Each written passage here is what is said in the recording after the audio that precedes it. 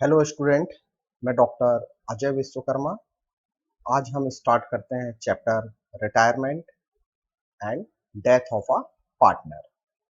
सबसे पहले देखते हैं इस चैप्टर के कंटेंट्स को। तो फर्स्ट है retirement of a partner, then determination of new profit sharing ratio and gaining ratio, then accounting treatment of goodwill, then accounting treatment of reserve and accumulated profit and losses, then revaluation of assets and reassessment of liabilities, then settlement of amount due to retiring partner, then capital adjustment, then death of a partner, then calculation of deceased partner's share of profit, then calculation and treatment of deceased partner's share of goodwill. And last topic is preparation of deceased partners capital account and executors account. चलिए अब हम आते हैं retirement की meaning पर। ऐसी बहुत सी situation होती हैं कि जब कोई पार्टनर फर्म से रिटायरमेंट ले सकता है, like old age, conflicts of partners, means partners के बीच अगर कोई कॉन्फ्लिक्ट्स आ गया है, या ओल्ड एज हो चुकी है, या पर्सनल कोई प्रॉब्लम है, तो उस रीजन से भी पार्टनर जो होता है वो फर्म से रिटायरमेंट ले सकता है। जब फर्म में कोई पार्टनर फर्म से रिटायर होता है तो इस कंडीशन में भी फर्म का इंटरनल रिकॉन्स्टिट्यूशन होता है। इंटरनल रिकॉन्स्टिट्यूशन में हम क्या करते हैं कि जो हमारी पुरानी पार्टनरशिप डीड होती है उसको चेंज करके एक न्यू पार्टनरशिप डीड बनाते हैं। क्यों किया जाता है ये? क्योंकि यहाँ पर एक पार्टनर फर्म छोड़कर जा रहा है, तो उसके जाने के बाद कौन कौन से चेंजेस आते हैं। जैसे सपोज करें 3 पार्टनर हैं, ए बी एंड सी, और तीनों का जो रेशो है वो 1:1:1 है। तो इनको प्लस करने के बाद हमने इनके डिनोमिनेटर में 3 लगा दिया। अब यहाँ पर हमको ये पता चल रहा है कि इनका रेशो था 1/3, 1/3 एंड 1/3, और फर्म को 6,000 रुपीज का क्या हुआ है, प्रॉफिट हुआ है।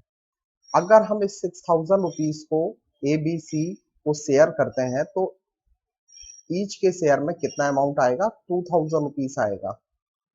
तो जब 2,000 रुपीज तीनों को मिलेगा और उसके बाद कोई एक पार्टनर क्या होगा, फर्म छोड़कर चला जाएगा। मान लेते हैं कि सी जो है वो फर्म छोड़कर जा रहा है, तो अब इसका जो पहले 2,000 इसको मिलता था, अब ये शेयर जो है वो फर्म के पास बचेगा। तो जब सी का शेयर बचेगा तो वो किसको डिस्ट्रीब्यूट होगा फ्यूचर में, ए एंड बी को डिस्ट्रीब्यूट होगा। तो ए और बी को फ्यूचर में क्या होगा, गेन होना चालू हो जाएगा और उनके रेशोस में भी चेंजेस आ जाएंगे। पहले था रेशो 1:1:1, और अब आफ्टर रिटायरमेंट ऑफ सी इनका रेशो क्या हो गया है, 1:1 हो गया है। तो 1:1 का मीनिंग क्या हुआ, 1 + 1 = 2। तो अब इनके शेयर क्या हो चुके हैं, 1/2 हो चुके हैं। तो कभी भी अगर फर्म से कोई भी पार्टनर रिटायरमेंट लेता है तो जो रिमेनिंग पार्टनर होते हैं उनको सबसे पहले तो गेन होना चालू हो जाता है। एक्स्ट्रा प्रॉफिट जो है, जो सी को मिल रहा था, वो सेव होना चालू हो जाता है। तो जो प्रॉफिट है वो किसको मिलने लगता है, वो मिलने लगता है रिमेनिंग पार्टनर्स को। तो रिमेनिंग पार्टनर फ्यूचर में क्या करते हैं, गेन करना चालू कर देते हैं। और सबसे बड़ा चेंज होता है इनके रेशोस में, कि रेशो इनके चेंज हो जाते हैं। सिचुएशन होती है, ऐसी कौन सी सिचुएशन होती है जिनसे कोई भी पार्टनर क्या कर सकता है, फर्म से रिटायरमेंट ले सकता है। पहली कंडीशन क्या है कि वो एग्रीमेंट के थ्रू रिटायरमेंट ले सकता है। मींस कि जब पार्टनरशिप स्टार्ट हुई थी तो पार्टनर्स ने एक एग्रीमेंट तैयार किया था। उस एग्रीमेंट में कुछ जो कंडीशंस थी उन कंडीशन को जब कोई भी पार्टनर फुलफिल कर लेता है तो वो अपनी लायबिलिटी से फ्री हो सकता है। तो एग्रीमेंट के थ्रू भी वो पार्टनरशिप से रिटायरमेंट ले सकता है। मींस कि जो इस एग्रीमेंट में जो भी कंडीशन थी कि मान लेते हैं कि सी जो पार्टनर है, उस एग्रीमेंट में लिखा था कि सी इस पर्टिकुलर डेट को फर्म से रिटायरमेंट ले लेगा।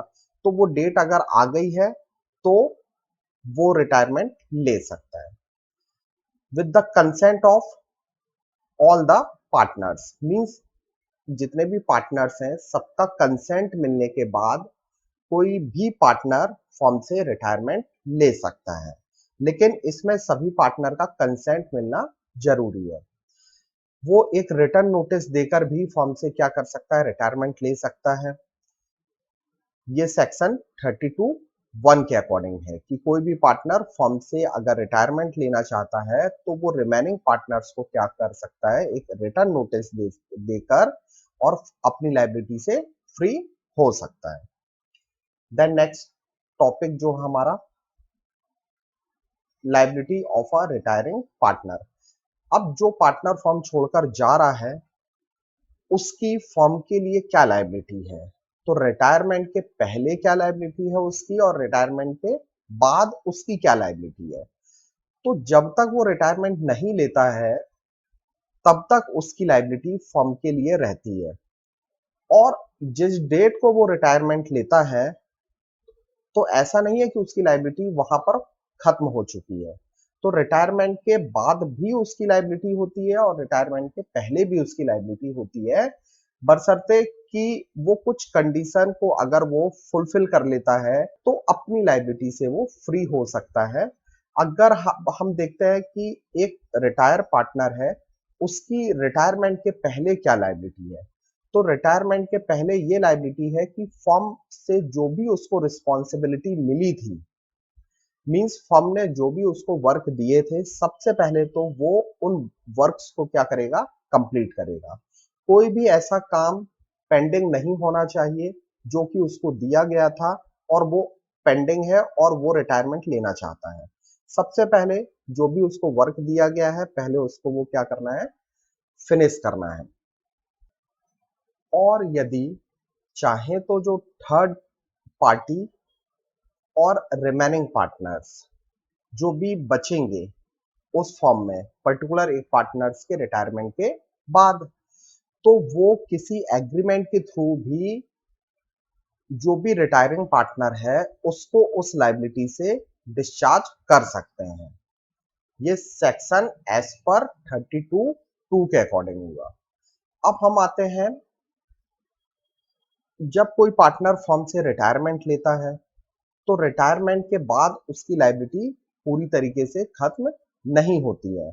तो रिटायरमेंट के बाद उसकी क्या लायबिलिटी है, तो रिटायरमेंट जैसे ही वो लेगा उसकी लायबिलिटी है कि या तो वो खुद या तो जो रिमेनिंग पार्टनर्स बचे हैं वो सभी क्या करेंगे, एक पब्लिक को नोटिस के थ्रू इंफॉर्म करेंगे कि हमारी फर्म से पर्टिकुलर पार्टनर ने रिटायरमेंट लिया है। जब तक ये पब्लिक को नोटिस जो है वो इशू नहीं किया जाएगा तब तक उसकी लायबिलिटी जो है वो पूरी तरीके से फिनिश नहीं होगी। ये सेक्शन 32(3) एंड 32(4) के अकॉर्डिंग डेफिनेशन है।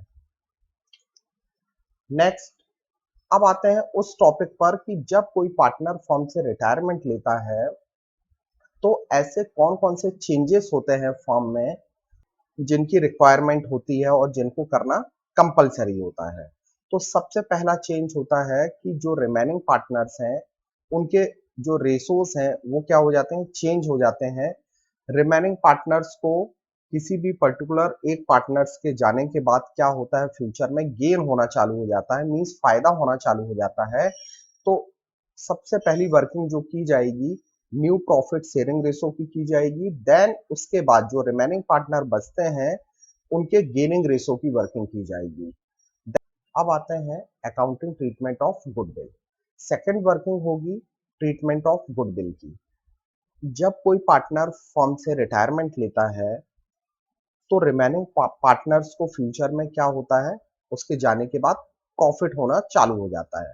तो जब फ्यूचर में इनको प्रॉफिट होगा तो इन पार्टनर्स की आज की रिस्पॉन्सिबिलिटी क्या है कि जो भी पार्टनर रिटायर हो रहा है उसके शेयर की गुडविल निकाल कर उसको प्रोवाइड करना।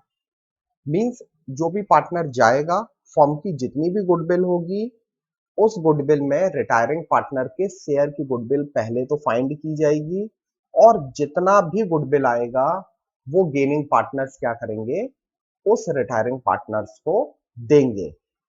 तो सेकंड ट्रीटमेंट होगा हमारा गुडविल का। थर्ड जो ट्रीटमेंट होगा वो accounting treatment of reserve and accumulated profit and losses का होगा। जो भी फर्म के पास रिजर्व है या एक्युमुलेटेड प्रॉफिट एंड लॉसेस हैं, ये जितना भी बैलेंस शीट के लायबिलिटी साइड या एसेट साइड रखा हुआ है, तो इन रिजर्व को या एक्युमुलेटेड प्रॉफिट को हम जो भी ओल्ड पार्टनर्स हैं, मींस जितने भी पुराने पार्टनर्स हैं, उनको उनके कैपिटल अकाउंट में या तो क्रेडिट करेंगे, अगर लॉस हुआ तो उनको डेबिट करके इन रिजर्व और प्रॉफिट को डिस्ट्रीब्यूट कर देंगे। डिस्ट्रीब्यूट करने का मीनिंग ये हुआ कि फर्म जो है जब रिटायरमेंट होता है तो उस कंडीशन में भी क्या होता है, रिकॉन्स्टिट्यूशन होता है। तो रिकॉन्स्टिट्यूशन जब होता है तो फर्म इन रिजर्व और प्रॉफिट को अपनी बैलेंस शीट में रखना नहीं चाहती है, तो इसलिए रिजर्व और एक्युमुलेटेड प्रॉफिट और लॉसेस को ऑल पार्टनर्स में डिस्ट्रीब्यूट कर देंगे उनके ओल्ड प्रॉफिट शेयरिंग रेशो में। फिर इसकी वर्किंग हम डिटेल में आगे एनालिसिस करेंगे। Then revaluation of assets and reassessment of liability. जब कोई पार्टनर फर्म में जाता है तो उस कंडीशन में फर्म का क्या होता है, इंटरनल रिकॉन्स्टिट्यूशन होता है। तो उसके बाद किसी भी पार्टनर्स के जाने के बाद फर्म क्या करती है, रीवैल्यूएशन अकाउंट बनाती है। तो रीवैल्यूएशन अकाउंट से पता चलता है कि कौन सी एसेट्स की मार्केट वैल्यू और बुक वैल्यू में क्या डिफरेंस आ चुके हैं। जो भी डिफरेंस आते हैं उन डिफरेंसेस को रीवैल्यूएशन अकाउंट में लिखा जाता है। ऐसे ही लायबिलिटी का रीअसेसमेंट कराया जाता है। जो भी रीअसेसमेंट करने के बाद जो भी डिफरेंस आते हैं वो रीवैल्यूएशन अकाउंट में रिकॉर्ड किया जाता है। तो रीवैल्यूएशन अकाउंट का भी हमको ट्रीटमेंट देखना है। Then settlement of amount due to retiring partner. जो भी पार्टनर फर्म छोड़कर जा रहा है उसका जितना भी अमाउंट फर्म से बन रहा है, मींस जो भी उसने कंट्रीब्यूट किया था कैपिटल का या जो भी उसके अकाउंट में रिजर्व का ट्रांसफर किया गया है, प्रॉफिट का ट्रांसफर किया गया है या गुडविल जो उसको प्रोवाइड की गई है, तो सबको क्या करेंगे हम, टोटल करने के बाद जितना भी अमाउंट उसका उस फर्म से निकल रहा होगा ये रिमेनिंग पार्टनर्स उसको पे करने का प्रॉमिस करेंगे।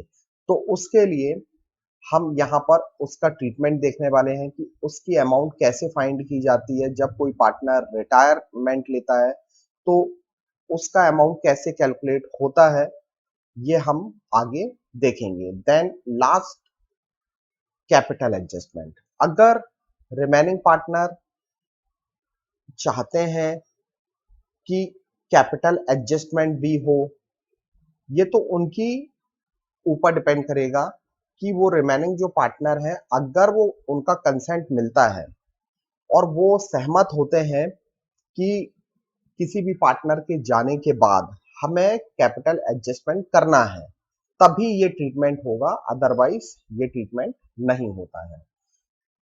अब हम आते हैं, स्टार्ट करते हैं determination of new profit sharing ratio and gaining ratio. तो ये फर्स्ट हमारा टॉपिक है। हम यहाँ पर स्टार्ट कर रहे हैं न्यू प्रॉफिट शेयरिंग रेशो कैसे कैलकुलेट होगा और गेनिंग रेशो कैसे कैलकुलेट होगा। तो इसके लिए टोटल हमने जैसे कि एडमिशन जब पढ़ा था तो उस समय हमने कितने केस लिए हुए थे, जो मोस्ट इंपॉर्टेंट केस थे वो थे 4। सेम ऐसे ही जब कोई पार्टनर रिटायरमेंट लेगा तो जो रिमेनिंग पार्टनर होंगे उनको फ्यूचर में क्या होगा, गेन होगा, मींस प्रॉफिट होगा और उनके रेशोस में भी क्या हो जाएंगे, चेंज हो जाएंगे। तो यहाँ रिटायरमेंट में ऐसे 3 कंडीशन बनती हैं, मींस 3 ऐसे केसेस बनते हैं जिनके थ्रू हम न्यू प्रॉफिट शेयरिंग रेशो और गेनिंग रेशो को कैलकुलेट करना सीखेंगे। तो अब हम आते हैं न्यू प्रॉफिट शेयरिंग रेशो और गेनिंग रेशो के उन केसेस पर जिनकी हमें डिटेल में स्टडी करनी है। तो फर्स्ट केस है हमारा नो कंडीशन का। नो कंडीशन का मतलब है कोई ना कोई एक पार्टनर फॉर्म छोड़कर जाएगा और कोई भी कंडीशन आपके क्वेश्चन में गिवन नहीं होगी।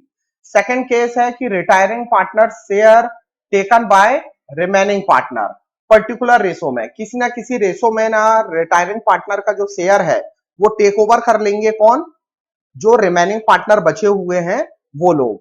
और थर्ड केस होगा हमारा ओपीएसआर और एनपीएसआर दोनों गिवन होंगे। तो हमको यहां पर तीन केसेस से आपको न्यू प्रॉफिट शेयरिंग रेशो और गेनिंग रेशो कैलकुलेट करने हैं। अब आते हैं हम फर्स्ट केस पर जो हमारा नो कंडीशन से रिलेटेड है। तो कैसे आइडेंटिफाई करेंगे कि ये नो कंडीशन से रिलेटेड है, इसकी क्या आइडेंटिफिकेशन है। तो इसके लिए हम क्वेश्चन रीड करते हैं। A B C were partners, their profit sharing ratio क्या है, 1/2 है, 2/5 है एंड 1/10 है, क्वेश्चन में दिया हुआ है। देन कि ए ने रिटायरमेंट ले लिया है, तीन पार्टनर है एबीसी और उनका रेशो है 1/2, 2/5 एंड 1/10 और यहां कंडीशन दी है कि ए फॉर्म छोड़कर जा रहा है। तो हमने सबसे पहले सीख रहे हैं कैलकुलेशन ऑफ एनपीएसआर की, मींस ए के जाने के बाद जो बचे हुए बी और सी हैं उनका फ्यूचर रेशो क्या होगा, और फ्यूचर रेशो को ही बोला जाता है न्यू प्रॉफिट शेयरिंग रेशो, जिसको एनपीएसआर भी बोलते हैं। अब सबसे पहले हम ओपीएसआर लिख लेते हैं। OPSR means old profit sharing ratio of A B C का ओल्ड प्रॉफिट शेयरिंग रेशो क्या हो गया, 1/2। ये हमने लिख लिया, ए का 1/2, बी का हो गया 2/5 और सी का हो गया 1/10। ये क्वेश्चन में गिवन था, वो हमने यहाँ पर नोट कर लिया है। अब आते हैं कि यहाँ पर कंडीशन क्या है, सिर्फ ये बताया गया है कि ए ने फॉर्म छोड़ दी है, लेकिन ये नहीं बताया गया कि ए फॉर्म छोड़कर जा रहा है तो ए का शेयर बी और सी किस रेशोस में टेक ओवर कर रहे हैं। ऐसी कोई कंडीशन आपके क्वेश्चन में मेंशन नहीं है। और जब कंडीशन ना हो और सिर्फ इतना मेंशन हो कि पर्टिकुलर एक पार्टनर फॉर्म छोड़कर जा रहा है, तो आप क्या करना, जो भी पार्टनर फॉर्म छोड़कर जा रहा है उसका शेयर कैंसिल कर दो। तो हमने क्या किया, ए का शेयर है ना कैंसिल कर दिया, मींस ये वाला जो शेयर है वो कैंसिल कर दिया। तो अब जो बचे बी और सी, ये इनके न्यू शेयर हो गए। तो बी का शेयर क्या हो गया, 2/5 हो गया और एक सी का शेयर क्या हो गया, 1/10 हो गया। तो हमने यहां पर देखो, आप अब ये देख रहे हैं कि इनके डिनोमिनेटर है ना इक्वल नहीं है, एक में 5 है और एक में 10 है। तो आपको डिनोमिनेटर क्या करना है, इक्वल करने के लिए इसको भी 10 में कन्वर्ट करना पड़ेगा। इस 5 को क्या करना पड़ेगा, 10 में कन्वर्ट करना पड़ेगा। तो आप इसमें एक ऐसा नंबर का मल्टीप्लाई करो कि ये 10 हो जाए। तो हम इसमें मल्टीप्लाई करते हैं 2 का, तो 5 2 जा 10 हो जाएगा। तो हमने 2 का क्या किया, मल्टीप्लाई किया इसमें। तो हमने 2 से डिवाइड भी करना है। अगर हम 2 से डिवाइड नहीं करेंगे तो इसकी जो वैल्यू है वो चेंज हो जाएगी।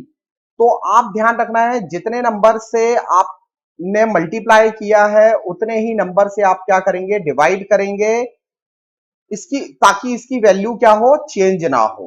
तो 5 2 जा 10 हो गया, तो 2 से मल्टीप्लाई है तो 2 से भी आपने क्या किया, डिवाइड किया है। तो इस 2 का इस 2 में मल्टीप्लाई हो जाएगा, तो ये हो जाएगा 4/10, ये 4/10 हो गया। और ये सी में एज इट इज कोई चेंजेस नहीं होगा, तो उसको आपको एज इट इज 1/10 लिख लेना। अब आप देख रहे हो दोनों के डिनोमिनेटर में 10 आ चुका है, तो ये 10 10 कैंसिल हो गए और न्यूमरेटर में क्या बचा है, 4:1 बचा है। तो ये 4:1 ही बी और सी का फ्यूचर रेशो होगा और इसी को बोला जाएगा एनपीएसआर। अब एनपीएसआर है ना, ये आ चुका है। अब हम इसके बाद कैलकुलेट करेंगे, क्योंकि हमने एडमिशन में देखा था कि एक पार्टनर जब कोई एडमिट होता था तो रिमेनिंग पार्टनर्स को सैक्रिफाइस करना पड़ता था। यहां पर एक पार्टनर फर्म छोड़कर जा रहा है तो बाकी जो पार्टनर्स होंगे उनको गेन होगा। तो इस चैप्टर में आपको गेनिंग रेशो कैलकुलेट करना है। अब गेनिंग रेशो कैसे कैलकुलेट होगा, तो उसके लिए जस्ट सैक्रिफाइसिंग रेशो का जो फॉर्मूला था उसका अपोजिट फॉर्मूला यहां लगाना है। तो गेनिंग रेशो का फॉर्मूला हो जाएगा new ratio minus old ratio, ये इसका फॉर्मूला हो जाएगा। और गेन कौन करेगा, क्योंकि ए तो चला गया, ए तो गेन करने वाला नहीं है, बी और सी गेन करेंगे। तो बी और सी गेन करेंगे तो न्यू रेशो क्या हुआ बी का, बी का न्यू रेशो है 4:1 मींस 4/5। तो ये बी का न्यू रेशो हो गया। और सी का न्यू रेशो क्या हो गया 1/5, ये है 1 और 4 प्लस 1 को ऐड कर लिया तो ये हो गया 5। अब माइनस करेंगे ओल्ड रेशो, तो आप देखो बी का ये ओल्ड रेशो है 2/5, तो हमने यहाँ 2/5 ले लिया, और सी का ओल्ड रेशो क्या है 1/10, तो ये हमने सी का 1/10 ले लिया। अब आप 5 और 5 का एलसीएम लेते हैं तो ये आ जाता है 5, और ये 4 माइनस 2 हो जाएगा तो ये आ गया 2/5। सेम 5 और 10 का एलसीएम ले लिया हमने यहाँ पर 10, तो 5 2 जा 2 का मल्टीप्लाई 1 में हुआ तो 2 बन जा 2, और ये 10 1 जा 10, और 1 का मल्टीप्लाई 1 में हुआ तो 1, तो 2 माइनस 1 इक्वल टू 1/10।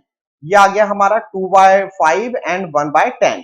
जब आप बी और सी का गेन रेशो निकाल रहे हैं तो 2/5 हुआ और 1/10, फिर वही डिनोमीटर इक्वल नहीं है।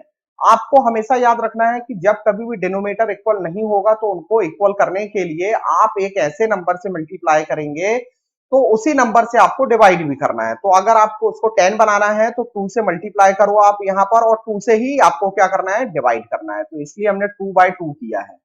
तो 2 से मल्टीप्लाई भी हो रहा है और 2 से डिवाइड भी हो रहा है ये, तो 2 2 जा हो गया 4, तो ये आ गया 4, और ये 5 2 जा हो गया 10, तो ये आ गया 10, और ये एज इट इज हो जाएगा सी का 1/10, तो ये फिर 10 से 10 कैंसिल हो गए और ये आ गया 4:1। तो ये जो 4:1 आया ना ये हुआ गेनिंग रेशो। ये आप ध्यान रखना, केस नंबर 1 जब नो कंडीशन होगी, पर्टिकुलर यही इंफॉर्मेशन होगी कि कोई एक पार्टनर फर्म छोड़कर जा रहा है, तो उस कंडीशन में जो एनपीएसआर होगा, एनपीएसआर जो आप निकाल रहे हो वो इक्वल होगा किसके, जीआर के। एनपीएसआर है ना ये हमने निकाला था, देखो ये आप देख रहे हैं ना 4:1, ये एनपीएसआर निकाला था, means new profit sharing ratio निकाला था। ये ऑलवेज इक्वल होगा किसके, जीआर के, और जीआर क्या आया हमारा 4:1।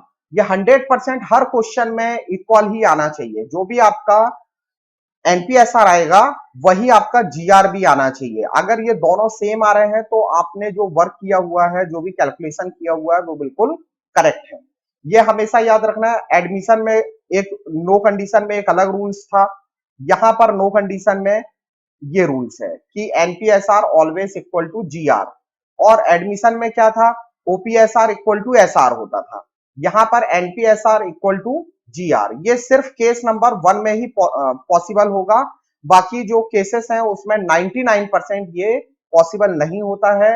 हाँ, रेयर चांस है कि 1% आ जाए कि एनपीएसआर जितना आ रहा है वही आपका जीआर आ जाए, लेकिन 99% बाकी केसेस में नहीं होगा। अब आते हैं हम सेकंड केस में।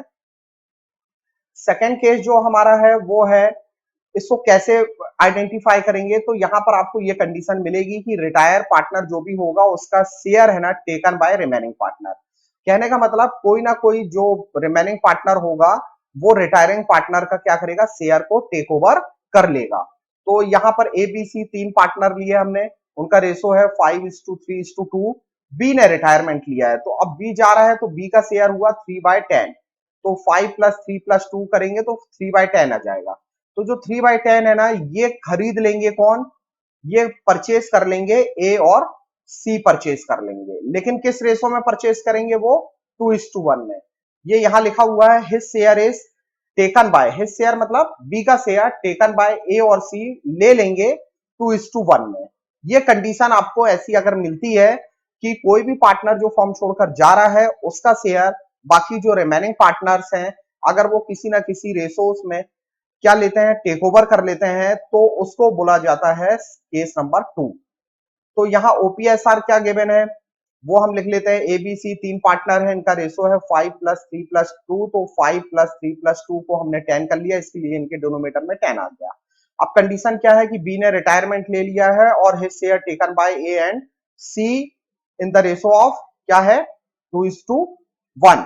तो पहले ये देख लेते हैं कि बी का शेयर है कितना।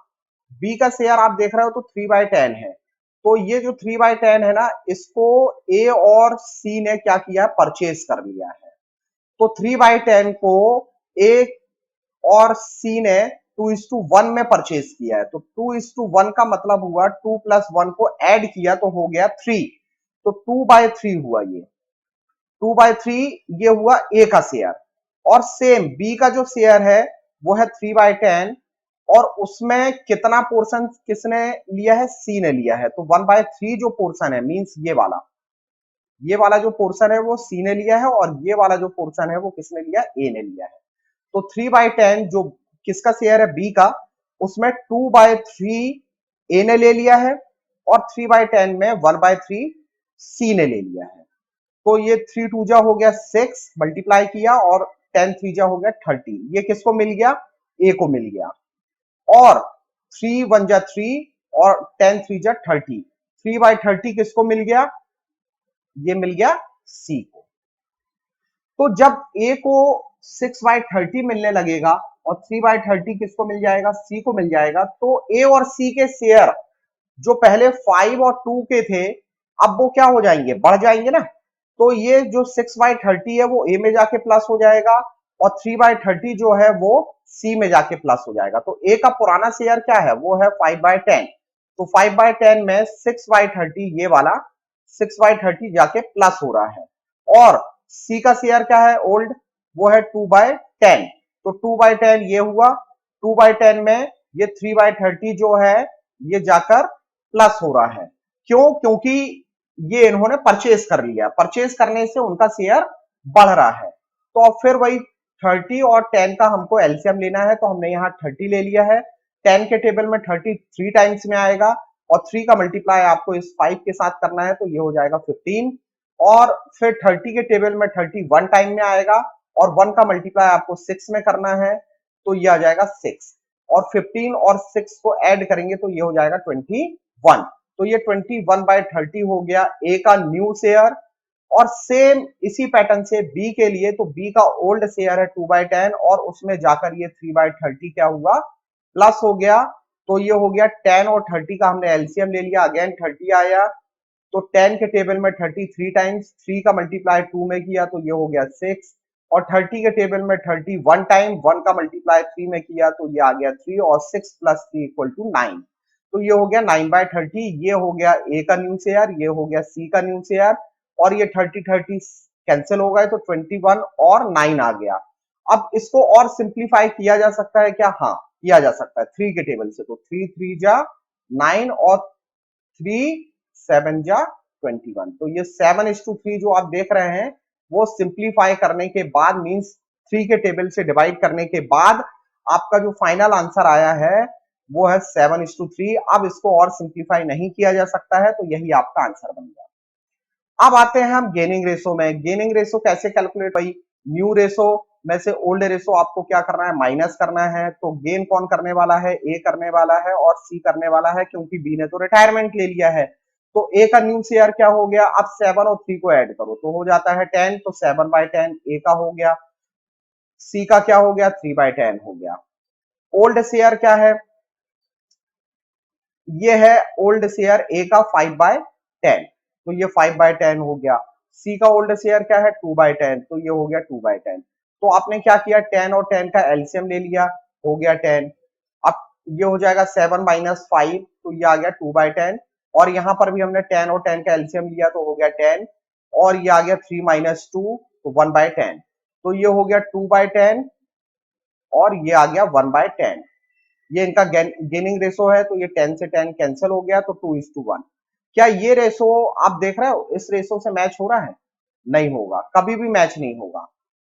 बहुत रेयर चांस है, 1%। मैंने बार बार आपको बोला है कि सिर्फ ये केस नंबर 1 में ही पॉसिबल होता है, बाकी किसी भी केसेस में पॉसिबल नहीं होगा। अब आते हैं हम थर्ड केस में, जो सबसे इजी केस होता है वो है, इसमें दोनों इंफॉर्मेशन आपके क्वेश्चन में गिवन होती है। एक तो ओपीएसआर भी दिया होगा और एनपीएसआर, ओल्ड प्रॉफिट शेयरिंग रेशो और न्यू प्रॉफिट शेयरिंग रेशो दोनों दिए होंगे। आप ये देखो एबीसीआर पार्टनर है, इनका ओपीएसआर है 1/2, 3/10 और 1/5। बी ने रिटायरमेंट ले लिया है और ए और सी फ्यूचर में जो रेशो इन्होंने डिसाइड किया है वो होगा 3:2। तो ये हो गया इनका एनपीएसआर और ये हो गया ओपीएसआर। तो सबसे पहले हमने ओपीएसआर लिख लिया एबीसी का, जो क्वेश्चन में गिवन है 1/2, 3/10 और 1/5, वो एज अ केस हमने यहाँ लिखा।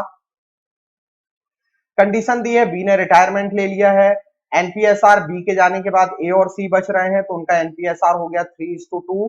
मींस 3 + 2 को ऐड किया तो 3/5 और 2/5 5।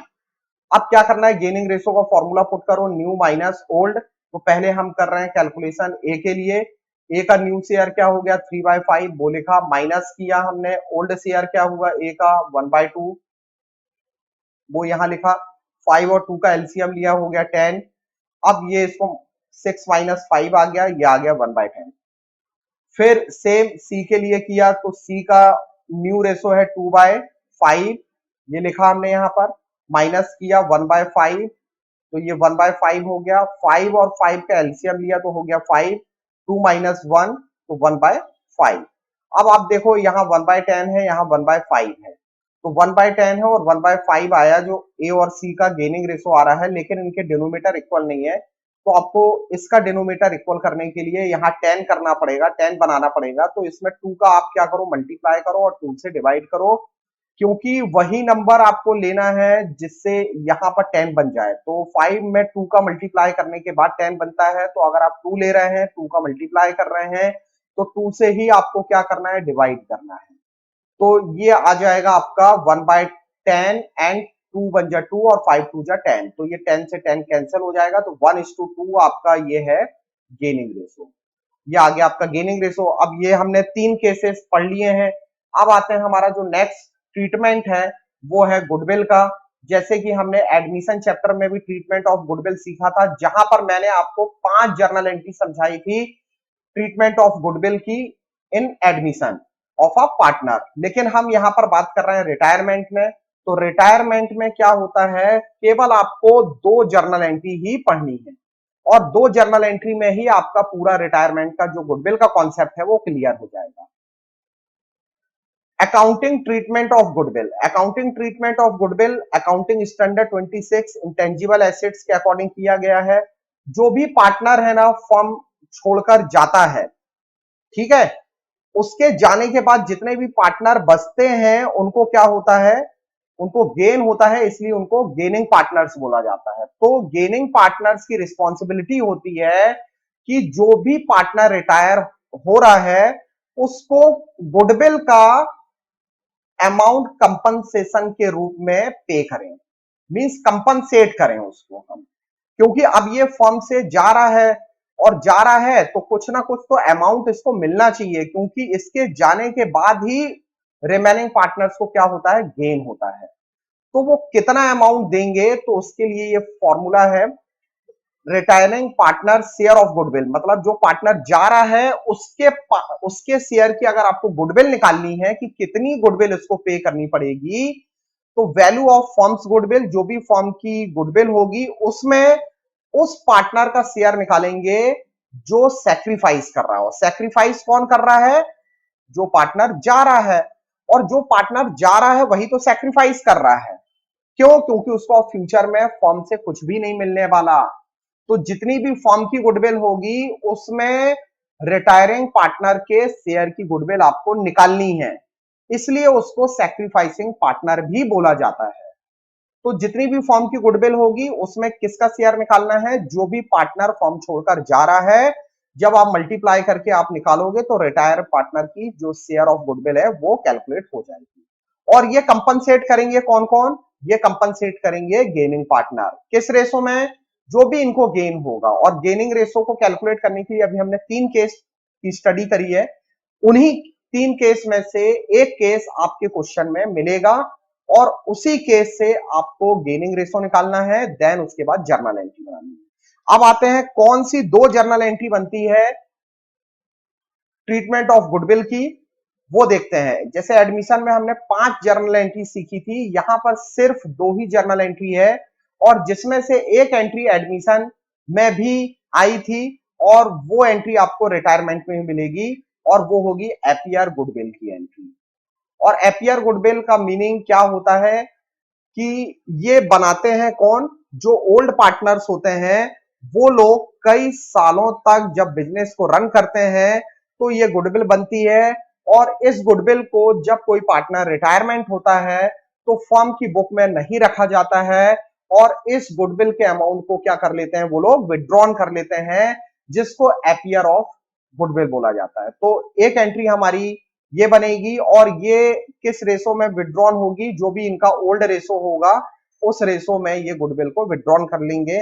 बस आपके लिए न्यू होगी कि ये एंट्री उन पार्टनर्स के लिए है जो गेन कर रहे हैं, तो वो क्या करते हैं, रिटायरिंग पार्टनर को उस उतने अमाउंट का कंपनसेट करते हैं।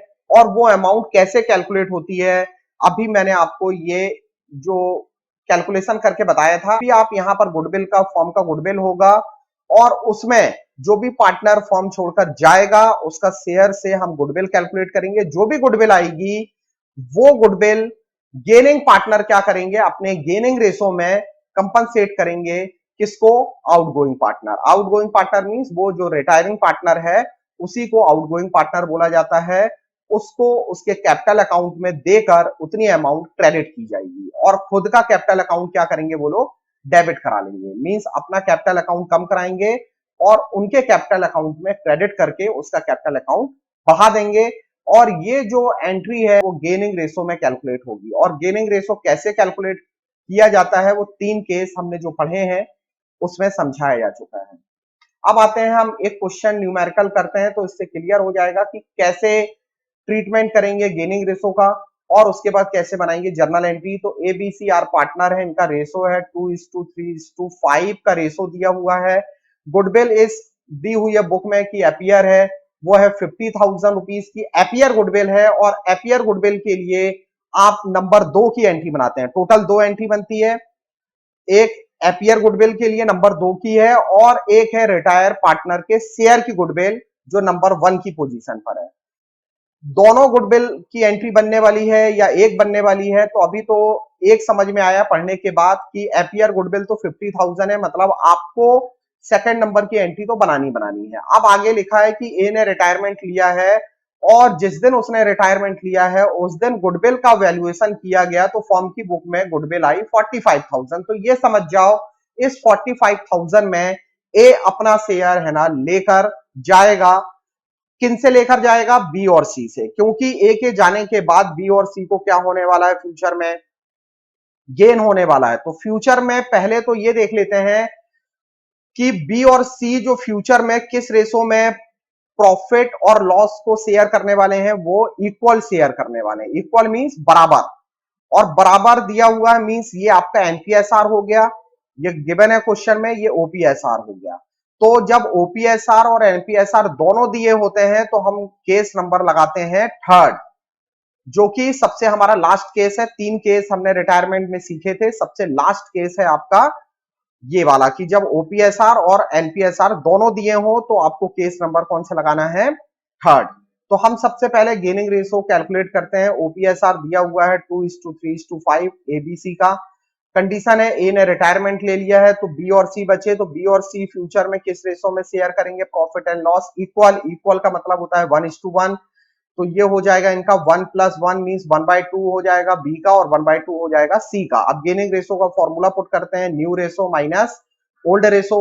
अब बी के लिए देखते हैं तो बी का न्यू क्या हो गया, 1/2 हो गया, और ओल्ड क्या है बी का 3 पहले 2 + 3 + 5 को ऐड किया तो हो गया 10, 2/10 ए का हो गया, 3/10 बी का हो गया और 5/10 सी का हो गया। तो हमें बी का शेयर चाहिए, तो बी का शेयर क्या है 3/10, तो ये हो गया ओल्ड वाला 3/10। तो 2 और 10 का एलसीएम ले लिया हमने, यहां पर आ गया 10। 2 के टेबल में 10 कितने टाइम्स में आएगा, 5, तो 5 का मल्टीप्लाई 1 में हो जाएगा तो 5 बन जा 5 आ जाएगा। और 10 के टेबल में 10 1 टाइम, 1 का मल्टीप्लाई हम 3 में करेंगे तो 3 बन जा 3, तो ये आ जाएगा 5 - 3, तो आ गया 2/10। सी के लिए सी का न्यू शेयर क्या है 1/2 है, ओल्ड क्या है 5/10 है। तो जब 2 और 10 का एलसीएम लिया तो आ गया 10, तो 2 और 10 का एलसीएम लेते हैं तो आ गया 10, और फिर जब 2 के टेबल में 10 कितने टाइम्स में आएगा 5, तो 5 बन जा 5 और ये आ जाएगा 5 मींस निल, कुछ भी गेन नहीं किया। कहने का ये मतलब है कि ए जाएगा लेकिन सी को कोई फायदा नहीं होगा। सी को जब फायदा नहीं होगा तो सी क्यों देगा उसको गुडविल, पूरी की पूरी गुडविल है ना किसको पे करनी पड़ेगी, गुडविल का जितना भी अमाउंट होगा ए का वो कंपनसेट करेगा कौन, ये बी करेगा, क्योंकि इसी को फायदा होने वाला है ए के रिटायरमेंट के बाद। सी को अगर यहां पर कोई भी रेशो आया होता तो सी भी क्या करता, कंपनसेट करता, लेकिन ऐसा हुआ नहीं। सी ने कुछ भी गेन नहीं किया है, तो सी एक भी अमाउंट जो है गुडविल का वो पे नहीं करेगा ए को। अब यहां टोटल गुडविल ऑफ फर्म कब, जिस दिन ए ने रिटायरमेंट लिया है वो दिया है 45,000, तो वो हमने लिख लिया यहां पर। ये फर्म की गुडविल है, और ये फर्म की गुडविल में मतलब नंबर ऑफ तीन पार्टनर है ए बी सी, ये तीनों के शेयर की गुडविल है 45,000। तो हमें किसके शेयर की गुडविल निकालनी है, जो पार्टनर फर्म छोड़कर जा रहा है। तो ए के शेयर की गुडविल हो गई कितनी, 45,000 में ए का शेयर है, आप देखो 2/10, तो हमने यहाँ 2/10 किया तो ये आ गया 9,000 रुपीज। ये हुई किसके शेयर की गुडविल, ए के शेयर की गुडविल। तो ए शेयर इतना अपना जो है वो किससे लेने वाला है, वो लेने वाला है बी से। क्यों, क्योंकि बी को ही गेन होने वाला है पूरा का पूरा। कि जो भी पार्टनर बचा हुआ है जिसने गेन किया है, बचे तो दो हैं लेकिन गेन करने वाला सिर्फ बी है, इसलिए वो अपना कैपिटल अकाउंट डेबिट करवाएगा, अपना कैपिटल अकाउंट 9,000 रुपए से कम करवा लेगा और ये अमाउंट कंपनसेट के रूप में ए को देगा। तो ए का जो कैपिटल अकाउंट है वो क्रेडिट हो जाएगा 9,000 रुपीज से। और गेनिंग रेशो में ही होता, लेकिन गेनिंग रेशो यहां पर तब आता जब सी का कुछ ना कुछ शेयर आता, लेकिन अभी तो ये 100% गेन है, इसलिए जितना भी अमाउंट है ना वो पूरा का पूरा 9,000 करके हमने लिख दिया है। लेकिन अगर यहाँ सी भी होता तो सी भी डेबिट हो जाता, लेकिन सी का आया नहीं, इसलिए सी डेबिट नहीं हो रहा है। और अब ये क्वेश्चन में एपियर गुडविल दी हुई है। एपियर गुडविल जब क्वेश्चन में दी होती है और तो उसके लिए इस गुडविल को विड्रॉन करने का जो हक है वो तीनों पार्टनर को होता है। तीनों मतलब जो भी पुराने पार्टनर हैं उनको उनको राइट है कि ये 50,000 रुपीज की जो गुडविल है वो विड्रॉन करके ले जा सकते हैं। तो इसलिए ये फर्म से अपना पैसा निकाल रहे हैं, तो इनसे इनका कैपिटल अकाउंट डेबिट हो जाएगा। क्यों, क्योंकि ये फर्म के लिए लॉस हो जाएगा, तो ए बी सी तीनों का कैपिटल अकाउंट जो है वो डेबिट हो जाएगा, इनसे इनका कैपिटल अकाउंट क्या हो रहा है, कम हो रहा है। और गुडविल क्या हो जाएगा, क्रेडिट हो जाएगा। क्यों, क्योंकि फर्म की एक एसेट्स कम हो जाएगी, 50,000 रुपीज की जो गुडविल है वो फर्म की बैलेंस शीट से गायब हो जाएगी। और ये किस रेशो में ट्रांसफर होगी, ये होगी ओल्ड प्रॉफिट शेयरिंग रेशो में, और ये वाली जो एंट्री है वो होती है गेनिंग रेशो में। अब आते हैं हमारा नेक्स्ट जो टॉपिक है वो है treatment of reserve and accumulated profit and losses से रिलेटेड है। तो सेम वही ट्रीटमेंट करना है जो कि आपने एडमिशन में किया हुआ है, कि जितना भी फर्म के पास जनरल रिजर्व है, प्रॉफिट एंड लॉस है, वर्कमैन कंपनसेशन रिजर्व है, इन्वेस्टमेंट फ्लक्चुएशन रिजर्व है, ये फर्म के लिए प्रॉफिट होता है। अब फर्म इस प्रॉफिट को अपनी बैलेंस शीट में रखना नहीं चाहती है, क्योंकि अब रिकॉन्स्टिट्यूशन हुआ है, एक पार्टनर गया है, एक नई डीड तैयार होगी, तो क्या किया जाए, इन सब प्रॉफिट्स को फर्म की बैलेंस शीट से हटा दिया जाए। तो उसके लिए ये जितना भी पैसा होता है इन फंड्स का, ये ट्रांसफर कर दिया जाता है, जो भी पार्टनर बचते हैं ना उनके कैपिटल अकाउंट और करंट अकाउंट में ट्रांसफर कर दिया जाता है। ये ध्यान रखना है, जो भी पार्टनर है, ऑल पार्टनर का मतलब यहाँ रिटायरिंग पार्टनर को भी शेयर देना है। रिटायरिंग पार्टनर को भी शेयर देना है, ऐसा नहीं कि वो जा रहा है तो उसको हम इनमें शेयर ना दें, उसको भी शेयर देना है। अगर जनरल रिजर्व का कोई अमाउंट है तो वो तीनों में डिस्ट्रीब्यूट होगा, प्रॉफिट एंड लॉस का कोई बैलेंस पड़ा हुआ है तो वो तीनों में डिस्ट्रीब्यूट होगा, वर्कमैन कंपनसेशन के लिए अगर कोई क्लेम नहीं आया है तो वो भी अमाउंट तीनों को डिस्ट्रीब्यूट होगा, इन्वेस्टमेंट फ्लक्चुएशन रिजर्व में अगर कोई फ्लक्चुएशन नहीं आया इन्वेस्टमेंट में तो ये जितना भी अमाउंट पड़ा हुआ है ये तीनों पार्टनर को डिस्ट्रीब्यूट हो जाएगा। और अब आते हैं, अगर मान लीजिए लॉसेस हैं, ये लाइबिलिटी में शो होते हैं और ये एसेट्स में शो होते हैं। ये लॉसेस अगर पड़े हुए हैं तो जस्ट इसी के अपोजिट एंट्री बन जाएगी। जितने भी पार्टनर हैं फर्म के उनका कैपिटल अकाउंट क्या हो जाएगा, डेबिट हो जाएगा, क्योंकि अब उनका कैपिटल अकाउंट कम होना चालू हो जाएगा। इन प्रॉफिट से क्या हो रहा था, उनका कैपिटल अकाउंट बढ़ रहा था, लेकिन इन लॉसेस से उनका कैपिटल अकाउंट क्या हो जाएगा, कम हो जाएगा। तो प्रॉफिट एंड लॉस ये डेबिट बैलेंस है और ये है प्रॉफिट एंड लॉस का क्रेडिट बैलेंस, ये मिलेगा लाइबिलिटी में और ये मिलेगा एसेट्स में। और डिफर्ड रेवेन्यू एक्सपेंडिचर जिसको एडवर्टीजमेंट सस्पेंस भी बोला जाता है, ये भी एक तरीके का लॉस होता है, ये भी मिलेगा आपको बैलेंस शीट में। तो इनसे पार्टनर्स का क्या हो जाएगा, कैपिटल अकाउंट डेबिट हो जाएगा, उनकी कैपिटल कम हो जाएगी और ये लॉसेस क्या हो जाएंगे, फर्म की बुक से गायब हो जाएंगे। और ये किस रेशो में ट्रांसफर होंगे, जो भी इनका ओल्ड रेशो है उस रेशो में। अब हम देख लेते हैं कि फर्म के पास 3 पार्टनर हैं, उनका रेशो है 5:3:2। फर्म के पास है ना जनरल रिजर्व का अमाउंट दिया है, प्रॉफिट एंड लॉस में क्रेडिट बैलेंस दिया हुआ है, एडवर्टीजमेंट सस्पेंस दिया है 20,000 रुपीज का। अब आपको जर्नल एंट्री बनानी है। अब जर्नल एंट्री हम बनाते हैं तो देखो, फर्म के पास ओपीएसआर क्या दिया है 5:3:2, तीनों पार्टनर हैं। अब इसमें कौन पार्टनर रिटायर हो रहा है, कौन सा पार्टनर फर्म में आ रहा है, सेम वही ट्रीटमेंट करना है जो आपने एडमिशन में किया था। यहाँ ये नहीं देखना है कि जो पार्टनर जा रहा है उसको नहीं देंगे, उसको भी देना पड़ेगा। तो अभी हम ये मान के चलते हैं क्योंकि 3 पार्टनर है तो तीनों को देना है, चाहे रिटायरमेंट किसी ने भी लिया हो। तो जनरल रिजर्व ये फर्म का प्रॉफिट होता है ना। प्रॉफिट एंड लॉस का क्रेडिट बैलेंस दिया हुआ है जो प्रॉफिट है।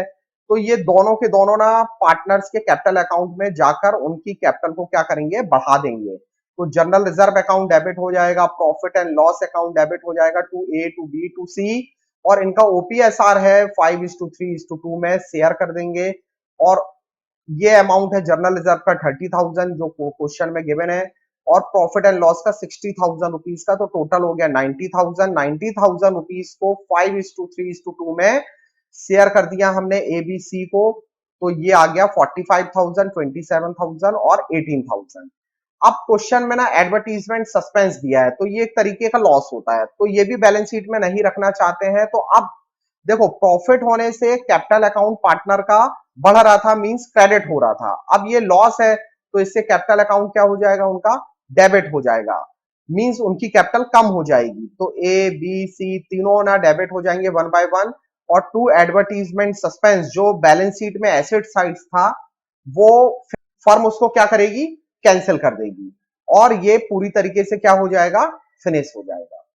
तो ये 20,000 रुपीज का है, इसको भी 5:3:2 में ना क्या करेंगे, तीनों पार्टनर्स को देकर इसको फिनिश कर देंगे हम। अब आते हैं revaluation of assets and reassessment of liability. तो सेम वैसे ही रीवैल्यूएशन अकाउंट बनाना है जैसे कि आपने एडमिशन में सीखा था। रीवैल्यूएशन अकाउंट एक नॉमिनल अकाउंट होता है, जितने भी लॉसेस होते हैं वो सब आपको डेबिट साइड लिखने हैं, जितने भी गेन होते हैं वो सब आपको क्रेडिट साइड लिखने हैं। रीवैल्यूएशन अकाउंट इसका पहला नाम है, दूसरा नाम है इसका profit and loss adjustment account. अगर आपको क्वेश्चन में रीवैल्यूएशन अकाउंट बोला है तो आपको यही फॉर्मेट यूज करना है। अगर आपके क्वेश्चन में प्रॉफिट एंड लॉस एडजस्टमेंट बोला हुआ है तो यही फॉर्मेट है। नाम दो है, फॉर्मेट एक ही होगा। लॉसेस आपको डेबिट में लिखना है और जितने भी प्रॉफिट्स हैं वो आपको कहां लिखने हैं, क्रेडिट साइड लिखनी है। जैसे अगर मान लीजिए कोई एसेट्स डिक्रीज होती है तो आपको उसको कहां लिखना है, डेबिट में। क्यों, क्योंकि एसेट्स का कम होना फर्म के लिए लॉस है और एसेट्स का बढ़ना जो है वो फर्म के लिए प्रॉफिट है, तो वो क्रेडिट में लिख देगी। अगर कोई लायबिलिटी बढ़ रही है, लायबिलिटी अगर कोई बढ़ रही है तो वो फर्म के लिए लॉस हो जाएगा, और अगर कोई लायबिलिटी क्या हो रही है, कम हो रही है, तो वो फर्म के लिए प्रॉफिट हो जाएगा। अनरिकॉर्डेड लायबिलिटी पता चल गई है कि अचानक अब हमें एक्स्ट्रा पैसा पे करना पड़ेगा तो वो हमारे लिए लॉस है, उसको फर्म डेबिट साइड शो करेगी। अनरिकॉर्डेड अगर कोई एसेट्स है तो ये फर्म के लिए प्रॉफिट है। प्रॉफिट है इसका मतलब कि हमारे पास कोई एक ऐसी एसेट्स थी जो हमें पहले नहीं पता था, अचानक पता चला कि अब हमें ये एसेट्स मिल चुकी है, तो ये फर्म के लिए प्रॉफिट हुआ। इतना होने के बाद फिर फर्म क्या करेगी, क्रेडिट साइड का टोटल करेगी और डेबिट साइड का टोटल करेगी। तो देन उसके बाद देखेगी फर्म की अगर क्रेडिट साइड का टोटल ज्यादा है, इस साइड का टोटल अगर ज्यादा है और इस साइड का कम है, तो फर्म को हो जाएगा प्रॉफिट। और अगर इन केस अगर डेबिट साइड का टोटल ज्यादा है और क्रेडिट साइड का कम है तो फर्म को हो जाएगा लॉस। और जो भी प्रॉफिट हो या जो भी लॉस हो वो किसको शेयर करना है, वो शेयर करना है जितने भी पुराने पार्टनर हैं, चाहे रिटायरमेंट कोई भी ले, उसको भी शेयर देना है प्रॉफिट और लॉस में।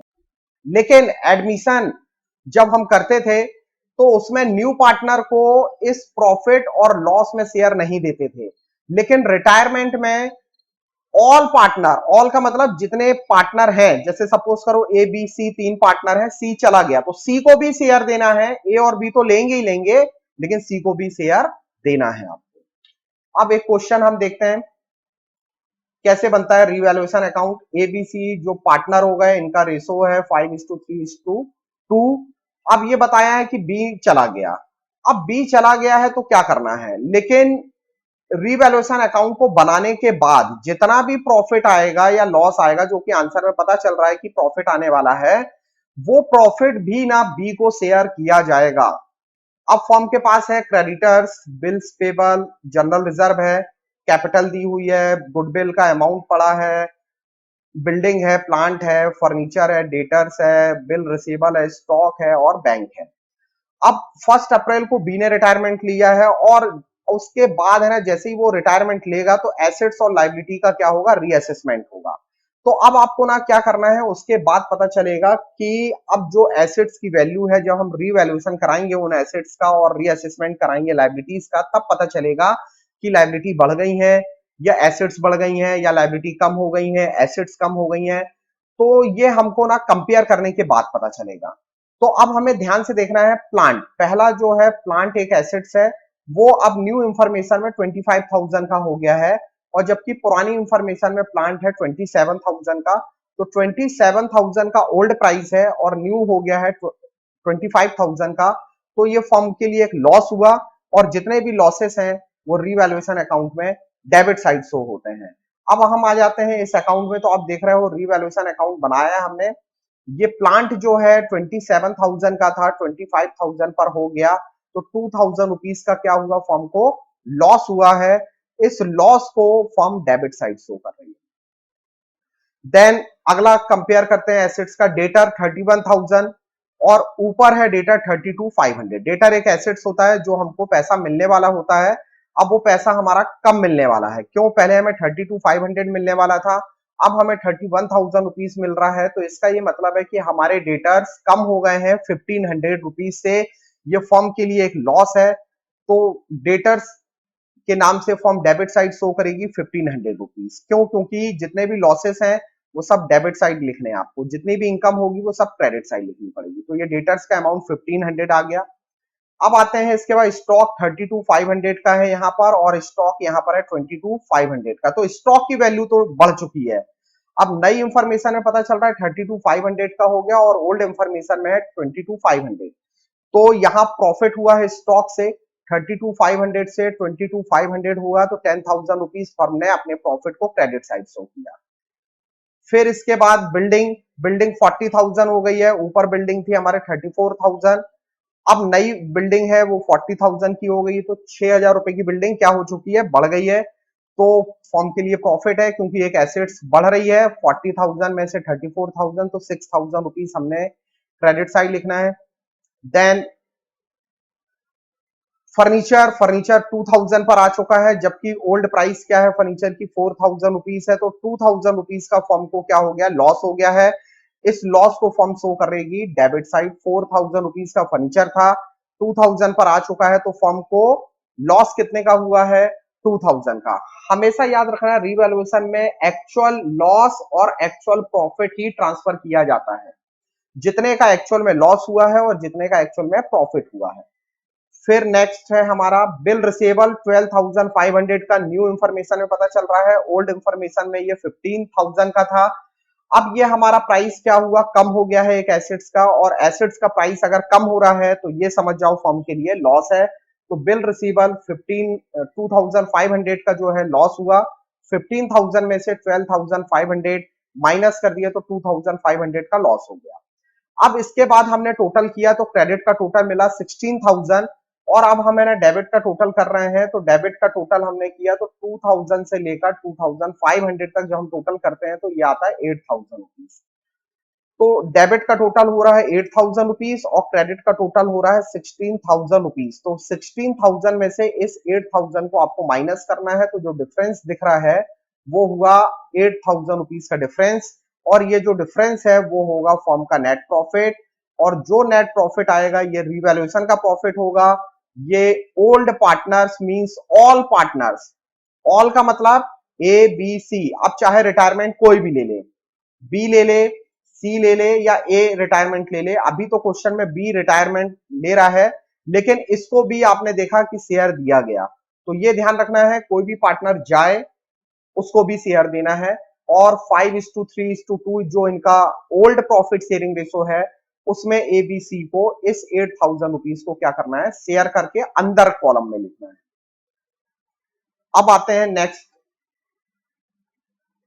अब देखते हैं हमारा एक डिफरेंस है, तो मीनिंग लिया है कि सबसे पहले सैक्रिफाइसिंग रेशो क्या होता है, तो ये it is the ratio in which the old और existing partner sacrifice their share of profit in favour of the new partner. जो भी ओल्ड पार्टनर क्या करते हैं, सैक्रिफाइसिंग रेशो की जो वैल्यूएशन है वो एडमिशन में होती है, और एडमिशन में क्या होता है, जब कोई न्यू पार्टनर फॉर्म में एंट्री लेता है तो ओल्ड पार्टनर क्या करते हैं, सैक्रिफाइस करते हैं, किसके लिए, न्यू पार्टनर के लिए। तो इसलिए सैक्रिफाइसिंग रेशो हमेशा जो होगा वो ओल्ड पार्टनर करेंगे, किसके लिए, इन फेवर ऑफ न्यू पार्टनर। और न्यू प्रॉफिट शेयरिंग रेशो जो है ये it is the ratio in which all the partners including new partners, जो न्यू प्रॉफिट शेयरिंग रेशो होगा वो इंक्लूड कर लिया जाएगा न्यू पार्टनर को, और उसके बाद जो रेशो बनेगा वो सभी पार्टनर का न्यू रेशो होगा।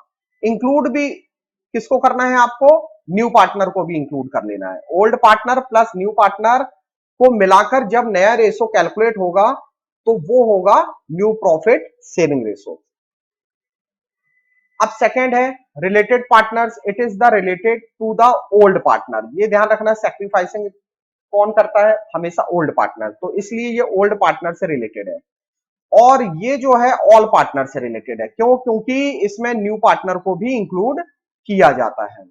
Requirement, it is required to determine the amount of compensation to be paid by incoming partner to the sacrificing partner as premium for goodwill. जब भी कोई न्यू पार्टनर फॉर्म में entry लेता है तो वो सैक्रिफाइसिंग पार्टनर्स को क्या पे करता है, हमने एडमिशन के टाइम देखा था, वो या तो कैपिटल लेकर आता है और गुडविल लेकर आता है। तो यहां जो प्रीमियम फॉर गुडविल है वो पे कर रहा है किसको, सैक्रिफाइसिंग पार्टनर्स को। किस रेशो में, सैक्रिफाइसिंग रेशो में, जिसकी हम जर्नल एंट्री लास्ट चैप्टर में सीख चुके हैं। It is required for the purpose of distributing the future profit. इसका एक ही पर्पस है कि फ्यूचर में जो भी प्रॉफिट होगा इंक्लूडिंग न्यू पार्टनर को मिलाकर जो भी प्रॉफिट होगा या लॉस होगा उसको बांटने के लिए न्यू प्रॉफिट शेयरिंग रेशो की वर्किंग की जाती है। और अब आते हैं सैक्रिफाइसिंग रेशो का फॉर्मूला क्या होगा, तो सैक्रिफाइसिंग रेशो का फॉर्मूला होता है old ratio minus new ratio, और न्यू प्रॉफिट शेयरिंग रेशो का जो फॉर्मूला होता है old ratio minus sacrificing ratio. अगर आपको वीडियो पसंद आया हो तो लाइक कीजिएगा और चैनल को सब्सक्राइब कीजिएगा। Thank you.